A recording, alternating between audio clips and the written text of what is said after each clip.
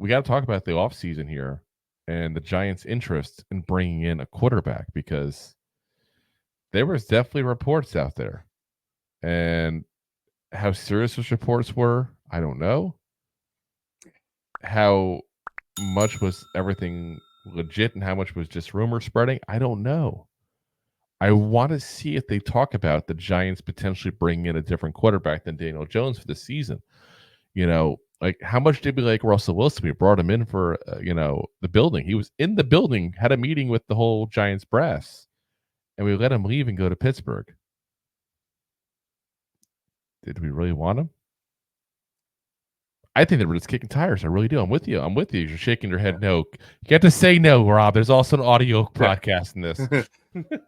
But I agree. I whispered no. They heard me. I agree with you. But I'm kind of curious what they talk about, if they mention even that on the show. I don't know how far back the show's going to go there at that point. I got to think it's going to go back that far, because we had the Saquon talk, and that was the very first day of tampering, legal tampering or illegal tampering with the Eagles case. But I want to see what was the thought process. Hey, let's bring Russell Wilson in if he's available later on and JJ's not healing well. Maybe look at him again. Or was it, hey, let's bring Russell Wilson in and see if we think he's better than Daniel Jones? I just want to see what the thought process was. I think you might get some of that here and there. Like, hey, is Russell better than DJ? Maybe. Probably not. Like, Brad. I'm a Russell Wilson fan, like, when he was drafted.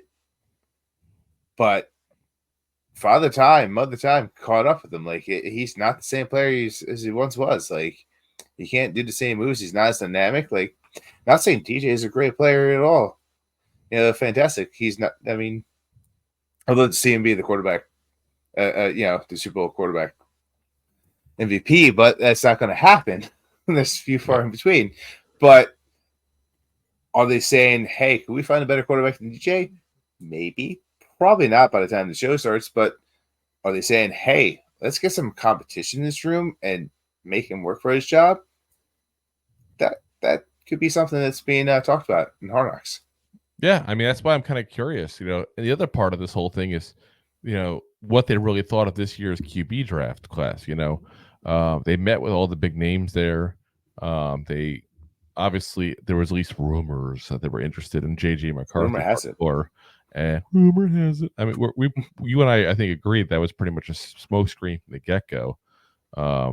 We said we thought that at the very beginning when they were doing it too, because again, a college quarterback's best move should not be handing the ball off to the running back.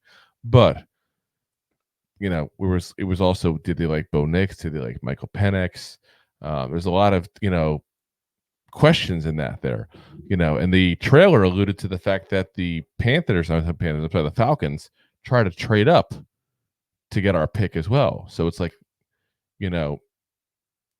were they interested in a quarterback like Michael Penix at 6 at that point? Did the Giants, entertain taking him? And is that why the Falcons were calling it that? Like, there's a lot of variables to the whole scenario with the draft class, because it'll be spun as if we wanted Malik Neighbors the whole entire time and not getting, Michael Penix or Bo Nix or JJ McCarthy. So those are the 3 that were left. But is that the truth? And if it's not the truth, would they even show that on Hard Knocks? Because I don't think they would. I think they wanted to make it seem like they loved Malik Neighbors. They wanted him from the very get-go. Like, nobody else held the candle to Malik Neighbors for them. Like, they want to build up his confidence, because let's be honest, it's a very confidence-driven position, the wide receiver position.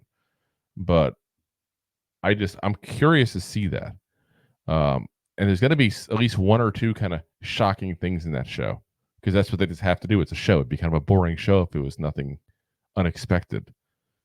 So I'm wondering if that could be part of the equation as we find out more about these quarterbacks in the draft, because it's going to pop up. And I wonder if they admit that it was a smokescreen, that they weren't interested in JJ McCarthy. I think that could be one of them. I really think that could be one of the surprise moves. Like, hey, we brought McCarthy in. We didn't think it was a fit.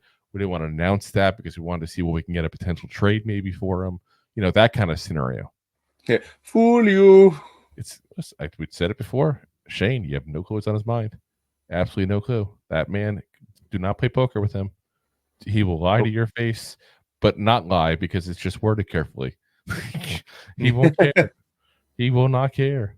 I do not have 4 of a kind. Yeah. So I have 5. Ooh. Wait a minute here. Check his sleeves. But it's like, you know, and the other part about this is how much they talk about this also displays their confidence level, you know, in Daniel Jones. And I think that for that reason, the show may kind of glance over that situation to a certain degree because they don't want to publicly make it seem like they weren't faithful to Daniel Jones. They weren't confident in his ability to come back and get healthy and lead this team. I'm not sure, though. I feel like there's got to be some of this, at least in the show at that point, because it was definitely part of the draft equation. Thanks for listening to Two Giant Goofballs, a New York Giants podcast. We appreciate your support. Thanks so much.